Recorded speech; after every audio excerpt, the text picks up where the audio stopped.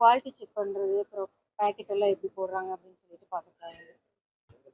Sales எல்லாம் கரெக்டாக இருக்கு. இல்லை இல்லை இல்லை, சும்மா இன்ஸ்பெக்ஷனுக்காக தான்.